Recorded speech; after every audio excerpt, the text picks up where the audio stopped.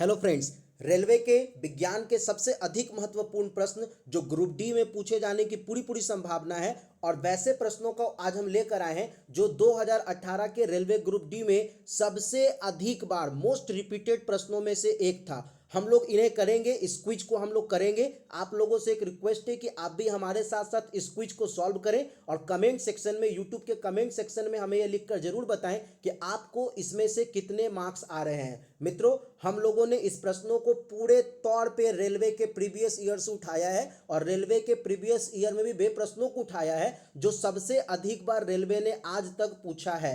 हम आपको यह भी बता देना चाहते हैं कि ये प्रश्न अभी एनटीपीसी के भी एग्जामिनेशन में बारंबार पूछे गए हैं। हम लोगों ने न्यूमेरिकल प्रॉब्लम को भी इंक्लूड किया है क्योंकि न्यूमेरिकल प्रॉब्लम भी ग्रुप डी में बहुत अधिक बढ़ चढ़कर रेलवे के एग्जामिनेशन में पूछे जा रहे हैं। चूंकि रेलवे का एग्जाम अप्रैल में है, ग्रुप डी का एग्जाम अप्रैल में है, तो हम लोग इस प्रकार के कई सारे मैराथन पेपर लेकर आने वाले हैं। चाहे वो न्यूमेरिकल का मैराथन हो, चाहे वो जीके का हो, साइंस का हो, तो आप लोग प्लीज हमारे यूट्यूब चैनल को सब्सक्राइब करें, अपने मित्रों तक शेयर करें। चलिए शुरू करते हैं अपने लाइव सेशन को। अपना पहला सवाल है मित्रों, निम्नलिखित में कौन सी एक नोबेल गैस नहीं है? Which of the following is not a noble gas? तो ध्यान रखना है कि silicon is not a noble gas. क्यों? क्योंकि सिलिकॉन जो है बेसिकली एक मेटेलॉइड्स है। मेटेलॉइड्स क्या होता है? मेटेलॉइड्स वो होता है जिसमें ना तो पूर्ण रूप से मेटल के गुण होते हैं, ना तो नन मेटल के गुण होते हैं। रेडॉन हो, चाहे आर्गन हो, चाहे नियॉन हो, ये सब नोबेल गैस है। नोबेल गैस होता क्या है?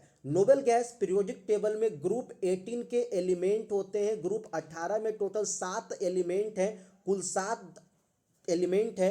उन 7 एलिमेंटों को हम लोग नोबेल गैस बोलते हैं। नोबेल गैस को हिंदी में बोलते हैं अक्रिय गैस। अक्रिय गैस वैसी गैसों को बोला जाता है जो कभी भी किसी भी एलिमेंट के साथ रिएक्शन नहीं करता है। वो 7 नोबेल गैस कौन कौन है? ध्यान से सुनिए। Helium, neon, argon, krypton, जेनन, radon, यूयूओ। तो चलिए बढ़ते हैं अपने अगले प्रश्न के ऊपर। आप लोग साथ साथ क्वेश्चन करते जाइए और हमें कमेंट सेक्शन में जरूर बताइए कि आपको कितने मार्क्स आ रहे हैं।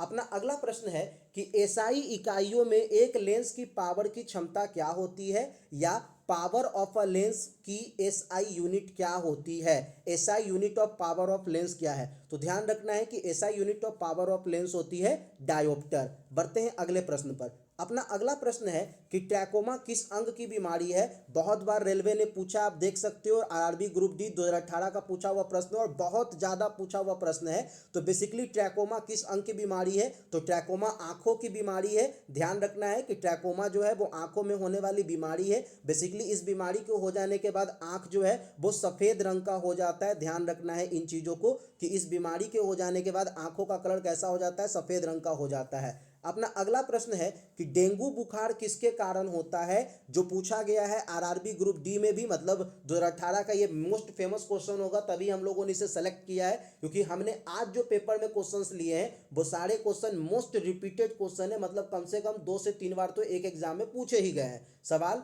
कि डेंगू बुखार किसके कारण होता है। तो डेंगू बुखार वायरस के कारण होता है। ध्यान रखना है, बहुत ही इंपॉर्टेंट प्रश्न है। अपना अगला प्रश्न है कि कैल्शियम सल्फेट हेमीहाइड्रेट का सामान्य नाम क्या है? Calcium sulphate hemihydrate. तो हेमीहाइड्रेट का मतलब होता है हाफ H2O और कैल्शियम सल्फेट तो आपको पता ही है कि CaSO4 की बात हो रही है। तो ये जो कैल्शियम सल्फेट हाफ H2O का होता है इसे आप प्लास्टर ऑफ पेरिस बोलते हैं। ध्यान रखना है कि कैल्शियम सल्फेट हेमीहाइड्रेट किसका नाम है? तो प्लास्टर ऑफ पेरिस का नाम है। अपना अगला प्रश्न है कि which of the following is the smallest unit of length? Smallest unit of length क्या है? लंबाई की सबसे छोटी इकाई क्या है? तो चलिए आपको अच्छे से बताते हैं क्या होती है। एक माइक्रोमीटर जो होता है बेसिकली वो 10⁻⁻⁶ के बराबर होता है। एक नैनोमीटर 10⁻⁻⁹ के बराबर होता है। एक एंगस्ट्रम 10⁻⁻10 के बराबर होता है, जबकि एक फर्मीमीटर 10⁻⁻15 के बराबर होता है। तो निश्चित रूप से इन सब में जो सबसे छोटी यूनिट है वो फर्मीमीटर है। ध्यान रखना है कि एक फर्मीमीटर जो होता है वो स्मॉलेस्ट यूनिट ऑफ लेंथ होती है। बढ़ते हैं अगले प्रश्न पर, देखते हैं क्या है। मित्रों, अगले प्रश्न पे आने से पहले हम आपको यह बताना चाहते हैं कि अनअकैडमी लाया है आप लोगों के लिए रेलवे ग्रुप डी के प्रीवियस ईयर क्वेश्चंस के बहुत सारे श्रृंखलाओं को एक लाया है सीरीज बनाकर। आप इन सीरीज से जुड़िए, आप इन टेस्ट को दीजिए, ये बिल्कुल फ्री में टेस्ट है। आप इस टेस्ट के लिए हमारे YouTube के डिस्क्रिप्शन से ऐप का लिंक प्राप्त कर सकते हैं। आप वहां जाएं, वहां जाकर इन टेस्ट सीरीज को लगाएं। ये काफ़ी इंपॉर्टेंट है। ये आपके एग्जामिनेशन में आपकी तैयारी को पूर्ण करने का पूरा गारंटी है। आप इससे जुड़े। आप जब इस कोड पे आप जब इसे डाउनलोड करने के लिए जाओगे तो आपको बेसिकली वहां पर एक कोड मांगा जाएगा, तो आप हमारा कोड इस्तेमाल करें जो कोड है AS2020। मैं फिर से बोल दे रहा हूं, हमारा कोड है AS2020। जब आप इस कोड को अप्लाई करते हो अनअकैडमी पे तो आपको मिलता है उनके अन्य कोर्सेज पे 10% तक की छूट। चलिए बढ़ते हैं अपने अगले प्रश्न पर। अपना अगला प्रश्न है कि रीढ़ की हड्डी से नसों के कितने जोड़े निकलते हैं। तो ध्यान देना है कि रीढ़ की हड्डी से नसों के कुल 31 जोड़े निकलते हैं, जो काफी ही इंपॉर्टेंट है। अगला प्रश्न है कि इनमें से कौन सी धातु इंसुलिन में उपस्थित है। देखो कितना इंपॉर्टेंट प्रश्न है। आरआरबी ग्रुप डी 2018 में इस प्रश्न को बार बार पूछा गया है कि which metal is present in insulin. तो इंसुलिन में जिंक होता है, ध्यान रखना है, बहुत इंपॉर्टेंट प्रश्न है। बढ़ते हैं अगले प्रश्न पर। अगला प्रश्न है the electronic configuration of an element M. कोई एक एलिमेंट है एम जिसका इलेक्ट्रॉनिक कॉन्फ़िगरेशन है 284। तो बताइए कि वो किस ग्रुप का एलिमेंट है। बहुत आसान है, ध्यान से सीखिए। जब आप इन सब को जोड़ देते हो तो टोटल सम हो जाता है 14, और 14 पे जो एलिमेंट आता है बेसिकली वो एलिमेंट है सिलिकॉन। और सिलिकॉन पीरियोडिक टेबल के अनुसार किस ग्रुप का एलिमेंट है। तो ध्यान रखना है ये 14th ग्रुप का एलिमेंट है। Then the right answer is 14th group. ध्यान रखना है, बहुत बार पूछा गया ऐसा प्रश्न होता है। अपना अगला प्रश्न जो कि एक न्यूमेरिकल है, चलिए अब इसको भी देख लेते हैं। अपना अगला प्रश्न पूछ रहा है कि एक इलेक्ट्रिक बल्ब जो है वो 220 वोल्ट के जनरेटर से कनेक्टेड है। तो याद रखना है कि V इज इक्वल टू क्या दे दिया है, 220 वोल्ट दे दिया है। आई भी दे दिया है, इलेक्ट्रिक करंट कितना है तो 0.5 एम्पियर दे दिया है। आपसे पूछ रहा है कि पावर क्या होगा। तो ध्यान रखना है कि power is equal to V I के बराबर होता है। आपको पता है V कितना दिया हुआ है, तो V दिया हुआ है 220 और I कितना दिया हुआ है 0.5। तो 0.5 को हम 1/2 अगर लिख लेते हैं तो कट कर आंसर आता है 110। तो सही जवाब होता है 110 वाट।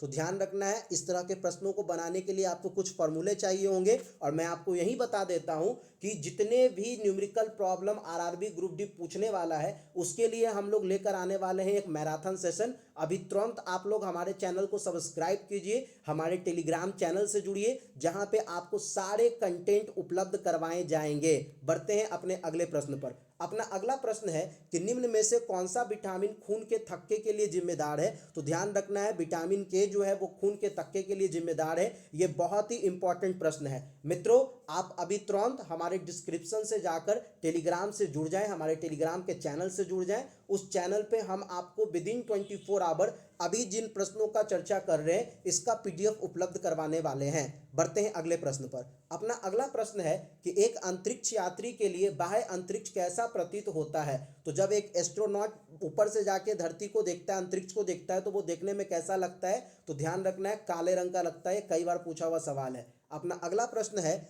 कि सूर्य की ऊर्जा का स्रोत क्या है। तो देखो आरआरबी ग्रुप डी 2018 का पूछा हुआ प्रश्न है। The source of the sun energy is process of nuclear fusion, नाभिकीय संलयन, परमाणु संलयन। तो परमाणु संलयन के कारण किसका सोर्स है, एनर्जी का कौन सोर्स है। तो याद रखना है कि सूर्य जो है वो बेसिकली परमाणु संलयन के सोर्स से बना हुआ उसकी एनर्जी है। अगला प्रश्न है कि फैराडे किसकी यूनिट है। तो ध्यान रखना है कि Faraday is a unit of capacitance. Faraday capacitance की यूनिट है। बहुत ही इंपॉर्टेंट है, क्यों, क्योंकि फैराडे ने ही इलेक्ट्रिक जनरेटर का भी प्रयोग किया था। ये कई बार पूछा गया है कि इलेक्ट्रिक जनरेटर की खोज किसने की थी। तो इलेक्ट्रिक जनरेटर की खोज की थी फैराडे ने। मोस्ट इंपॉर्टेंट प्रश्न है। बढ़ते हैं अगले प्रश्न की ओर। अपना अगला प्रश्न है कि निम्नलिखित में कौन सी बीमारी बैक्टीरिया के कारण नहीं होती है। 18 ग्रुप डी में पूछा हुआ सवाल है। ध्यान रखना है मिजल्स एक ऐसी बीमारी है जो कि वायरस के कारण होती है, बैक्टीरिया से इसका कोई लेना देना नहीं है। अपना अगला प्रश्न है कि mineral impurities in blood is removed by, रक्त में खनिज अशुद्धियों को किसके माध्यम से हटाया जाता है। तो किडनी का काम ही होता है इंप्योरिटीज को दूर करने का, और यही काम यहाँ पर ये करता है। अपना अगला प्रश्न है कि which of the following material is used for making the heating element of an electric iron.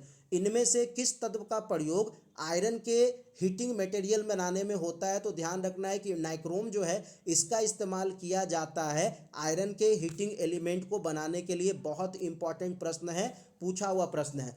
मित्रों हम लोगों ने विज्ञान तथा जीके के 7 ई बुकों का एक कलेक्शन तैयार किया है जिसकी कुल प्राइस है 313 रुपया, लेकिन हम लोग इसे ऑफर प्राइस में लेकर आए हैं केवल 161 रुपीज़ में। आप इस किताब को हमारे टेलीग्राम के डिस्क्रिप्शन के लिंक पे जाकर इसके पीडीएफ को प्राप्त कर सकते हैं। ये अभी बहुत ही सस्ता है और मैं आपको बता दूं कि इससे से अधिक प्रश्न पूछे जा रहे हैं। अगर मैं इस बात को भी बोलूं अगर कि अभी जो एनटीपीसी के एग्जामिनेशन चल रहे हैं उसमें तो लगातार इसी से सारे प्रश्न आ रहे हैं, मैक्सिमम प्रश्न इसी से आ रहे हैं, तो ये गलत नहीं होगा। हम लोगों ने ऐसा देखा है कि एनटीपीसी में इससे मैक्सिमम प्रश्न पूछे गए हैं। आप अभी तुरंत हमारे टेलीग्राम के ग्रुप से चलें, टेलीग्राम के ग्रुप से जुड़ें, जिसका लिंक हम लोगों ने अपने यूट्यूब के डिस्क्रिप्शन में दिया है। आप हमारे टेलीग्राम चैनल पे देखेंगे कि कितने सारे प्रश्न हमारे इस किताब से डायरेक्ट पूछे जा रहे हैं, जिसमें हम लोगों ने लगभग 4 से 5 हजार से भी अधिक महत्वपूर्ण प्रश्नों का संग्रह किया है। बढ़ते हैं प्रश्न की ओर। अपना अगला प्रश्न है कि which vitamin is use for treatment of common cold. Common cold के लिए किस विटामिन का प्रयोग किया जाता है? तो ध्यान रखना है कि विटामिन सी का प्रयोग जो होता है सामान्य सर्दी के उपचार के लिए किया जाता है। अगली सवाल है कि मानव गुर्दे या पथरी में पाया गया प्रमुख रासायनिक अवयव क्या होता है? तो किडनी में पाया जाने वाला स्टोन किसका होता है? तो बेसिकली ये कैल्शियम ऑक्सलेट का बना हुआ होता है। ध्यान रखना है कि ये कैल्शियम ऑक्सलेट का बना हुआ होता है, बहुत ही इंपॉर्टेंट है। अपना अगला प्रश्न पे आते हैं। अपना अगला प्रश्न है कि निम्नलिखित धातुओं में कौन सी गैर धातु सामान्य ताप पर तरल है? मतलब कि दिया हुआ जो नन मेटल है बेसिकली वो नन मेटल में कौन सा ऐसा नन मेटल है जो कि ऑर्डिनरी टेम्परेचर पे लिक्विड के फॉर्म में रहता है? तो ध्यान रखना है bromine. Bromine basically halogen group का एक सदस्य है। हैलोजन ग्रुप 17 एलिमेंट के अंदर आता है और इसी में से एक है ब्रोमीन एलिमेंट। और ब्रोमीन कैसे फॉर्म में रहता है? तो ब्रोमीन जो है बेसिकली वो लिक्विड के फॉर्म में रहता है। ये बहुत इंपॉर्टेंट प्रश्न है। बढ़ते हैं अगले प्रश्न की ओर। अपना अगला प्रश्न है कि red hematite is the ore of. Red hematite किसकी ओर है? तो रेड हेमेटाइट बेसिकली आयरन की ओर है। ध्यान रखना है कि रेड हेमेटाइट आयरन की ओर है। अगला प्रश्न है कि CFL का पूर्ण रूप क्या है? CFL देखो ये 2018 का पूछा हुआ प्रश्न है। CFL का जो फुल फॉर्म होता है वो होता है कॉम्पैक्ट फ्लोरोसेंट लैंप। मैं आपको बता दूं कि CFL 4th जनरेशन का बल्ब था। अभी 5th जनरेशन का बल्ब आप इस्तेमाल कर रहे हो जिसे आप क्या बोलते हो? लाइट इमिटिंग डायोड LED, जिसमें 90% प्रकाश होती है और 10% ऊष्मा होती है, हीट होती है। जबकि CFL 80% प्रकाश देता है और CFL 20% हीट देता है। ध्यान रखना है। तो CFL का फुल फॉर्म क्या होता है? Compact fluorescent lamp. बहुत ही इंपॉर्टेंट है। अपना अगला प्रश्न जो 2018 ग्रुप डी में पूछा हुआ भी है, प्रश्न ये है कि कौन सा जानवर स्किन के माध्यम से सांस लेता है? ये 2-3 बार पूछा हुआ प्रश्न है। तो ध्यान रखना है जितने भी एम्बीफीबियन होते हैं, एम्बीफीबियन बेसिकली उनको बोलते हैं जो कि स्थल पे भी रह सकते हैं और पानी के अंदर भी रह सकते हैं। तो वो एग्जाम्पल है फ्रॉग। तो कौन सा ऐसा एनिमल है जो कि स्किन के माध्यम से सांस लेता है? तो सही जवाब है फ्रॉग। बढ़ते हैं अगले प्रश्न पर। अपना अगला प्रश्न है कि the life span of RBC of man age. मनुष्य के RBC का जीवन काल कितना होता है? तो ध्यान देना है 90 से 120 दिन के बीच में होता है और हमारे पास अपर लेवल का आंसर दिया है 120 दिन। तो सही जवाब क्या है? 120 दिन। देखो ये रेलवे ग्रुप डी 2018 का पूछा हुआ प्रश्न है कि रेलवे ने पूछा है कि RBC में मैन का जो लाइफ स्पेन होता है वो कितने दिनों का होता है ब्लड का? तो 120 दिनों का होता है। बढ़ते हैं अगले प्रश्न पर। अपना अगला प्रश्न है कि what is the IUPAC name of CH3 CH2 CH3। ये RRB ग्रुप जी। देखो ये तो अभी NTPC में भी लगातार पूछे जा रहे हैं और ये RRB में भी पूछे जाने का, ग्रुप डी में भी पूछे जाने का पूरा फॉर्मूला तैयार रख लो, इसको ये पूछेगा। ध्यान रखना है CH4 से बनता है मीथेन। इसी को आप आगे बढ़ाओगे तो C2H6 जब होता है तो इससे बनता है इथेन। और इसी को जब आप आगे बढ़ाओगे तो आप देख रहे हो 1 कार्बन 2 कार्बन 3 कार्बन जोड़ते हैं तो 3 कार्बन है और 3 कार्बन के लिए होता है प्रोपेन। तो ये जब जुड़ता है तो किसका फॉर्मेशन कर देता है? बेसिकली प्रोपेन का फॉर्मेशन कर देता है। हम लोग बहुत जल्द ऐसे ऐसे प्रश्नों का एक स्पेशल सीरीज भी लेकर आ रहे हैं जो मैराथन सेशन होगा। आप हमारे यूट्यूब चैनल से जुड़ जाइए, आप हमारे टेलीग्राम चैनल से जुड़ जाइए। यूट्यूब के डिस्क्रिप्शन के लिंक के माध्यम से हम आपको समय समय पर इन सभी चीज़ों की जानकारी देते रहेंगे जो रेलवे के लिए बहुत ही इंपॉर्टेंट है। आपकी श्योर सक्सेस की गारंटी हम लेते हैं क्योंकि हम लड़ रहे हैं आप लोगों के लिए। बढ़ते हैं अगले प्रश्न पर, जो होने वाला है आपका होमवर्क। आप इस होमवर्क को हमारे यूट्यूब के कमेंट के सेक्शन में लिखकर बताएंगे। प्रश्न यह है कि which of the following is a volatile memory of a computer. इनमें से क्या कंप्यूटर की एक वोलाटाइल मेमोरी है, अस्थिर स्मृति है। तो इसका जवाब देना है भाई आपको, आप दीजिए इसका जवाब। तब तक के लिए बस इतना ही, हम मिलते हैं अपने अगले वीडियो में बहुत जल्द। प्रतीक्षा करते हैं तब तक आपके कमेंट का, अपने कमेंट, अपने सुझाव और आपको कितना नंबर आ रहा है यह बिल्कुल बताएं। आज के लिए बस इतना ही। धन्यवाद, धन्यवाद मित्रों, धन्यवाद।